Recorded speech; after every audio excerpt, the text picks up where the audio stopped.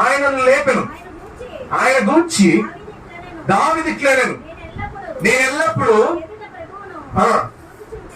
చాలండి 25వ వచనంకి వచ్చేస్తే మొదటి మాట, మీరు మీ పుస్తకాలు ఉంటే లేకపోతే మీ బైబిల్లో మార్క్ చేసుకోండి, దాన్ని 3 మాటలు చెప్పి నేను ముగించేస్తాను. ఒకటి, దావీదు పాత నిబంధనలో ఉన్న ఆయన, ఆ సమయంలో యేసయ్య పుట్టలేదు, కానీ యేసయ్య శిలువ శక్తిని, పునరుద్ధాన శక్తిని ఆయన రోజుగా అంట ఎల్లప్పుడూ. నేను నిన్న కూడా సిస్టర్ సునీత వాళ్ళ ఇంటికి వెళ్ళినప్పుడు కూడా మాట్లాడుతున్నా, ఈ మాట దేవుడు పెట్టాడు నా మనసులో రేపు మాట్లాడడానికి.